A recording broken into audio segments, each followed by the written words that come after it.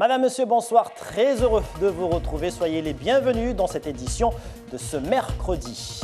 La violence au sein des établissements scolaires fait de nouveau parler d'elle. Ce mardi, un adolescent en classe de 4e a été blessé à coups de poignard à Tsangamouji. Des agresseurs venus de l'extérieur qui ont tenté de faire irruption dans le collège. Indignés, les parents d'élèves exigent plus de sécurité. Grand format ce soir sur le mécanisme de délivrance des médicaments en pharmacie. Pharmacie de ville, mais aussi pharmacie hospitalière. Vous le verrez, ce ne sont pas tous les médicaments qui sont accessibles selon la pharmacie, mais également selon le traitement à suivre par le patient. Pharmacie, mode d'emploi à découvrir dans ce journal. Et puis dans notre rubrique consacrée aux Jeux des îles, nous parlerons ce soir de rugby. Nous avons suivi la préparation de la sélection mahoraise, une sélection confiante qui vise le podium.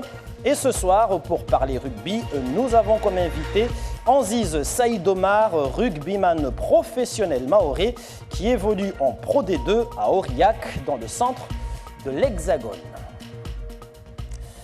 La violence scolaire a donc fait une nouvelle victime hier au collège de Tsangamouji. Un élève de 14 ans a été agressé au couteau suite à une tentative d'intrusion par une bande de jeunes au sein de l'établissement. Et au lendemain de cette agression, vous allez le voir, les responsables du collège, mais aussi les autorités sont débordés. Alda Alidi, Maolida Bouanaheri. Il est à peine 9 h du matin et déjà ces gendarmes sont appelés pour intervenir au sein du collège Hassani Bodja. Ce matin, un élève a été intercepté avec un couteau de cuisine. Il l'aurait pris pour se protéger, selon ses dires. Mais au lendemain de l'agression au couteau d'un élève de 14 ans, cette nouvelle suscite l'indignation des parents présents. Depuis toujours, on ne cesse de demander à ce qu'il y ait plus de contrôle au niveau des sacs des gamins. Parce que moi, je suis surpris le fait qu'un gamin puisse venir avec un couteau de cuisine. Je dis bien, ce n'est pas un petit couteau, mais un couteau de cuisine, et qu'on le laisse pénétrer dans l'enceinte de l'établissement. J'appelle aux familles qu'elles soient vigilantes par rapport à leurs enfants. À l'extérieur, la tension est palpable. Venus en masse pour en découdre, des jeunes sillonnent les abords de l'établissement et se mêlent à tous les élèves qui ont été refoulés ce matin. Certains élèves sont là, leur but c'est la bagarre. Donc il y a beaucoup qui ont déjà rendu leurs livres, donc il n'y a plus de cours. Mais eux, c'est la bagarre qui s'attend. Donc là, on essaie de les éloigner. Mais ils vont rester là. On a demandé des renforts des EMS qui vont arriver et on a avisé la police municipale pour revenir parce que là, il y a encore des élèves à l'intérieur et ça risque de chauffer encore. Ces 2 dernières semaines ont été particulièrement tendues pour les médiateurs et les surveillants du collège. Pour éviter d'autres agressions, seuls les 5e et les 6e munis de leur carnet sont admis dans l'établissement. Je pense que l'ambiance est devenue vraiment morose, et le climat est incertain, voire difficile pour nos enfants et nos parents. Ce matin, une délégation de parents d'élèves a souhaité rencontrer la direction de l'établissement pour connaître les mesures de sécurité mises en place pour les jours à venir. Des surveillants supplémentaires et des gendarmes mobiles sont prévus lors des spectacles de fin d'année pour éviter que la fête ne tourne au drame. Violence toujours après les événements survenus ce week-end à Passamenti, le grand cadi par intérim. Les imams ainsi que les fundis du village ont organisé une réunion de concertation et de médiation cet après-midi à la médiathèque municipale de Passamenti. Les autorités religieuses appellent au calme et un travail de fond pour ramener les jeunes dans le droit chemin. Taslima Abdouhamza à Toumani Simba. Associations, religieux, autorités et citoyens, ils ont tous répondu à l'appel lancé par le Cadi. Il faut trouver des solutions d'apaisement après les actes de violence de dimanche soir. Le remède à ce fléau de violence, ce n'est pas compter que sur l'État. Nous devrons aussi nous charger de ces enfants, c'est-à-dire mettre la pression à la famille. pour que l'enfant comprenne que ce n'est pas bien ce qu'il fait. Les invités ont joué le jeu, parfois houleux, parfois vif. En tout cas, le débat a suscité des passions chez certains. On est en colère par rapport à tout ce qui se passe à Passamainti, je dirais, mais aussi à Loujani. Personne n'est tranquille de ce qui se passe aujourd'hui, personne ne dort tranquillement. Pour moi, il ne faut pas seulement viser dire que c'est des jeunes étrangers. Parmi ces jeunes-là, nous avons des jeunes natifs de Passamainti comme des jeunes qui sont d'origine étrangère en situation régulière ou irrégulière. Donc c'est tout cet ensemble-là. On ne peut pas aujourd'hui dire que les responsables, ce sont les jeunes étrangers ou ce sont les jeunes maoris. On avait en tout cas une éducation qui pouvait réguler la société qui a quasiment disparu. Donc c'est cette éducation-là dite religieuse aujourd'hui, on appelle ça les madrasses, qui sont aujourd'hui appelés à revoir le jour, à reprendre leur place tout entière au sein de la cité. Au niveau de la police nationale, nous avons lancé il y a 15 jours la sécurité du quotidien. Nous avons mis un référent de quartier à Passamainti. Ce référent de quartier a précisément pour objectif de consolider, de fabriquer à Passamainti ce partenariat avec l'implication des élus, l'implication des associations et de tous les partenaires institutionnels de manière à construire une action concrète de prévention contre la délinquance. En tout cas, tout le monde est d'accord dans cette assemblée. Les incidents dramatiques de dimanche soir ne doivent plus se renouveler. Mais une question se pose, est-ce que ces solutions proposées ici peuvent apaiser les tensions ? L'avenir nous le dira. Et dans un communiqué adressé aujourd'hui au gouvernement et au préfet de Mayotte, le collectif des citoyens exprime sa consternation par la gravité des événements qui se sont déroulés à Passamainti et de la détérioration de la situation sécuritaire. Le collectif demande par ailleurs des sanctions administratives ainsi que la mutation immédiate du procureur de la République, Camille Mansioni. Et puis sachez que ce soir, juste après le journal en maoré, vous pourrez suivre votre émission Kalawadala, présentée par Miss Baoudine Bakar avec ses invités. Il reviendra sur la manifestation du week-end dernier contre la cherté des billets d'Air Austral. L'occasion également d'évoquer le projet de la piste longue de l'aéroport de Pamandi, ainsi que les différentes alternatives pour faire baisser le coût du voyage à Mayotte. Et puis en bref, sachez que ce matin, un gardien de la paix maoré a reçu une médaille pour acte de courage et de dévouement. Anouesh Ben Saïd Ali l'a reçu des mains du préfet de police de Paris. Le 8 octobre 2018, le policier maoré avait arrêté un forcené armé d'un couteau qui menaçait les usagers du métro parisien. Mercredi, c'est grand format dans votre 19h et ce soir, les mêmes médicaments. Certaines personnes sous traitement sont obligées de se rendre dans une pharmacie hospitalière. Mais souvenez-vous, nous avons diffusé il y a 3 semaines le témoignage d'Henri Rigotard. Il se disait discriminé par un pharmacien qui aurait refusé de lui donner son traitement. Alors cela est-il possible? Réponse dans ce grand format. Il est signé Yasmine Jafar et Asadi Razafi Tseheno.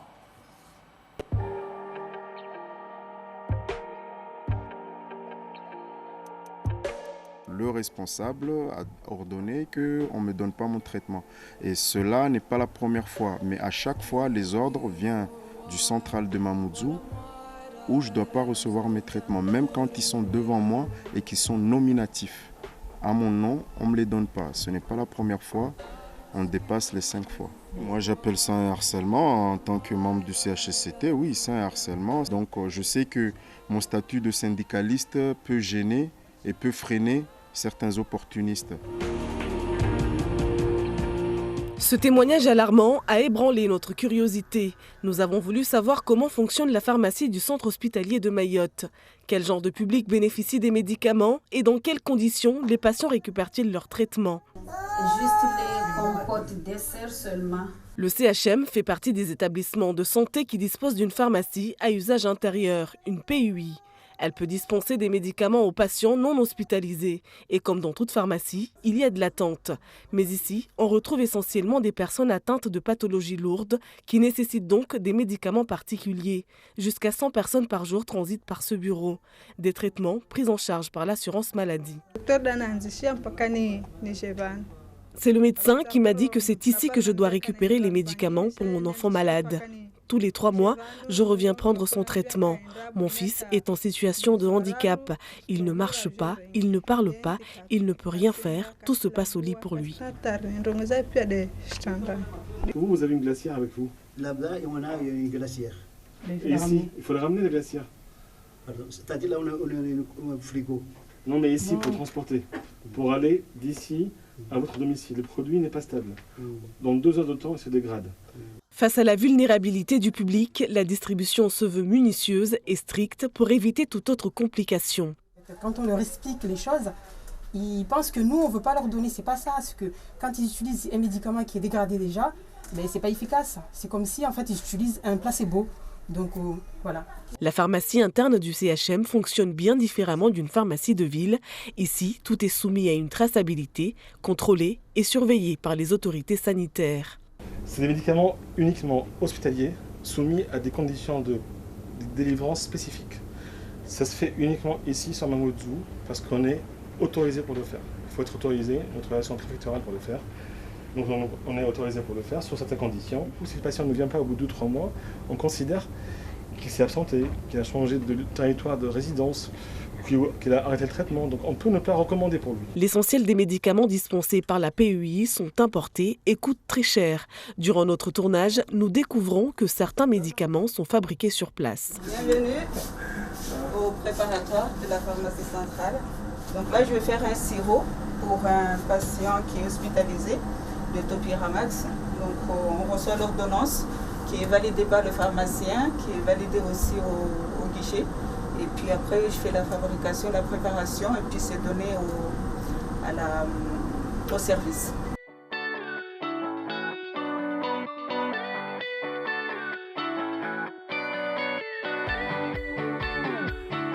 Un milieu préservé à l'abri de germes qui pourraient compromettre la préparation. Dans cet autre atelier, il faut être à 2 pour éviter toute erreur. Ici, on prépare des traitements pour des patients atteints de cancer. Il y a un peu de tout, hein. Les cancers, cancer du sein, cancers intestinaux, dermato, voilà. Je suis là pour vraiment tout vérifier. Je vais re-regarder la poche, re-regarder le produit, le numéro de l'eau, la quantité exacte qu'il prend. Donc à chaque fois qu'il prend dans sa seringue, il me fait valider. Et moi, je mets une coche en fait sur le mode opératoire pour dire au pharmacien, c'est bon, on a bien validé cette étape. Makrem Ben Regiga est à la tête de toute la chaîne de production de médicaments, de la stérilisation à la préparation jusqu'à l'attribution. Pour lui, il n'y a pas de différence de traitement des patients. Le droit, c'est de venir à la pharmacie centrale, de solliciter son médicament. On est redevable de ce devoir-là. Il faut qu'on rende indépendamment de la personne. Il n'y a pas de distinction. On rend le même service à tout le monde. Du moment qu'il se présente, on doit lui donner le traitement. Si on n'a pas, parce que pour des raisons logistiques par exemple, parce qu'on peut avoir des vols qui sont annulés, des retards de bateaux, dans ce cas, on reporte, on trouve une solution. On a des moyens pour le faire. Par contre, les pharmacies périphériques ne sont pas autorisées à délivrer ces médicaments, comme j'ai dit, qui sont autorisés sur arrêté préfectoral. Inutile de se rendre à Kahani, Dzumonier ou Mramadoudou. Tous les patients ayant un traitement sur liste doivent obligatoirement se rendre à la pharmacie centrale de Mamoudzou pour recevoir le traitement. Du sport dans ce journal et notre rubrique sur les Jeux des îles de l'océan Indien avec du rugby aujourd'hui. Et c'est peut-être la bonne surprise attendue dans la compétition le mois prochain. Le rugby à 7 maoré peut aller décrocher une médaille qui serait inattendue de l'avis des observateurs. Pourtant, avec 4 équipes pour 3 médailles, tout est possible et Mayotte, dans sa préparation, fait tout pour mettre toutes ses chances de son côté. Notre équipe a suivi la sélection Amliha dans un stage de préparation. Aurélien Février, Assad Razafitehen. Sur lui. Allez, voilà, relève-toi Darka, pointe de pied. Ballon. Le 7 maoré termine sa préparation par des stages fermés. Amliha, de quoi répéter ses gammes. Plaquage offensif, je retombe sur lui. Moi, ce que je vais regarder, c'est que ça. Je vais retomber, tombe au sol, tu tombes. Moi, je veux que vous finissiez comme ça, là, pointe de pied, d'accord? De manière à pouvoir contester tout de suite. Les hommes de Yannick Potel ont également profité des séances de Baptiste Gatuin, entraîneur de l'équipe de France U18 à 7, pour parfaire leur préparation. Le robot, je vais loin, je travaille au sol. Il y a des potentiels sur les profils de joueurs. Il y a des joueurs qui sont durs au mal, déjà, qui ont des grosses ressources mentales. Et après, il y a des joueurs qui vont très vite aussi. Voilà, avec des qualités d'appui aussi. Donc il y a de quoi faire une belle équipe de rugby à 7. Ouais. Et ne rien laisser au hasard, même les coups d'envoi sont minutieusement travaillés, chaque détail pouvant influencer le scénario de match de 14 minutes. 4-3, concentré sur le ballon, sur ta frappe. Après chaque coup de pied, direction la vidéo pour analyse. C'est beaucoup mieux. Regarde, bon, tu viens de faucher la balle, mais tu viens d'un pied dur, le ballon il tombait droit nickel. Par contre, t'as ton pied qui sort vers l'extérieur.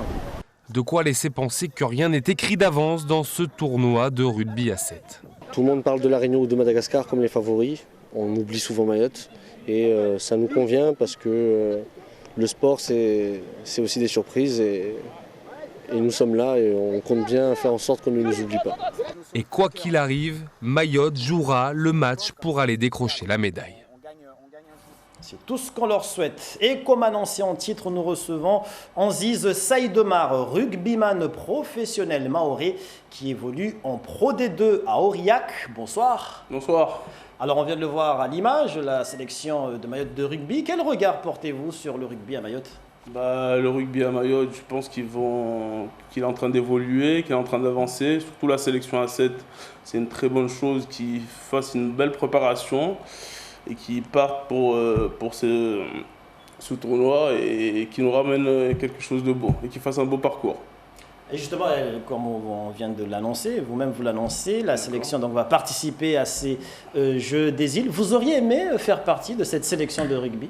Oui, j'aurais très aimé, mais en évoluant en France, c'est très compliqué, donc j'ai pas pu participer, mais j'aurais beaucoup aimé participer, représenter un peu mon île, car c'est une très belle chose, et je suis fier j'aurais aimé représenter mon île, donc voilà. Ok, alors on va en venir sur votre parcours. Je le rappelle, vous êtes rugbyman professionnel, vous évoluez en Pro D2 au club aurillacois. Quel a été votre parcours jusqu'à arriver à ce niveau de professionnel ? Tout d'abord, j'ai commencé le rugby à Lyon, au collège, en UNSS, très jeune. Puis le parcours, on va dire, professionnel, j'ai joué au rugby au Loup toute ma jeunesse, mes classes jeunes, jusqu'à atteindre le niveau pro. Ensuite, j'ai fait quelques années fédérales, puis je suis parti, puis le Stade Aurillacois m'a recruté et voilà, quoi. Ça s'est fait comme ça et je suis très, très content d'y être. Ça demande beaucoup d'engagement, d'investissement pour arriver à ce niveau-là ? Oui, vraiment beaucoup d'engagement, d'investissement, de patience et de travail, surtout le travail, comme dans tous les sports et de toute la vie, quoi. Ça demande pas mal de travail, donc c'est très bien et j'en fournis assez. Et je vais continuer à en fournir car c'est interminable. Il vous reste encore beaucoup d'années au haut niveau du rugby ? Seul mon corps me le dira et on verra. Je pense que j'ai encore quelques années. Alors vous êtes, je le répète encore une fois, rugbyman professionnel, mahorais, qui plus est. Oui. Quel conseil pourriez-vous donner à la jeunesse qui évolue dans le rugby ici à Mayotte qui souhaiterait peut-être aussi embrasser une carrière professionnelle à votre image, par exemple ? Le conseil que je leur donnerais, c'est d'y croire, de prendre beaucoup de plaisir, parce que surtout le rugby, quand on passe la barrière de pro, le plaisir c'est très compliqué à en avoir, mais voilà quoi, beaucoup de plaisir, de travail, de patience, car c'est très compliqué. Comme dans tous les sports, il y a des déceptions, et voilà quoi, il faut être patient, travailler, et ça paye quoi. Et au niveau national, on sait que vous évoluez dans le championnat donc de Pro D2. Quel est justement, quand on regarde votre expérience, quels sont les faits marquants, quels sont les faits qui ont marqué votre carrière depuis le début de votre carrière professionnelle ? Est-ce qu'il y a des équipes coriaces ? Est-ce que vous avez justement des idoles dans cette discipline qui vous permet justement d'évoluer ? Des équipes coriaces. En Pro D2, toutes les équipes sont assez coriaces parce que le championnat est très serré et très fermé. Donc, je ne peux pas vous citer une équipe qui domine tout le championnat, mais souvent les équipes des reléguées de top 14 sont très, on va dire, armées, donc c'est très compliqué. Ensuite, tout le championnat est très dur car tous les matchs sont très compliqués et voilà quoi, il faut se préparer tous les week-ends à faire la guerre quoi. Et on rappelle que là c'est l'intersaison, un championnat qui reprendra fin août. Merci Anziz Saïd Omar d'avoir accepté d'être présent ce soir sur notre plateau. Merci bien à vous. Et c'est avec vous justement en rugby que nous refermons cette édition, une édition marquée par la colère des parents d'élèves du collège de Mtsangamouji. Un élève de 14 ans a été agressé hier matin au couteau par une bande de jeunes venant de l'extérieur. Sur place, les responsables du collège sont débordés. Une violence scolaire qui inquiète beaucoup les familles. Ces dernières exigent des autorités plus de contrôle à l'entrée de l'établissement, mais aussi plus de présence des forces de l'ordre afin de garantir la sécurité de tous les élèves. Merci pour toute votre attention accordée à ce journal. Des informations à retrouver sur notre page Facebook, sur YouTube et dans notre site internet. Dans un instant, vous serez avec Darush Daou pour le journal à Maoré. Et puis à 20h, votre émission Kalawadala qui revient sur le monopole d'Air Austral et ses conséquences. L'info reviendra demain en radio à 5h avec l'équipe de la matinale. Puis à 13h avec le journal télévisé de la mi-journée. Très belle soirée à tous et à demain pour l'info.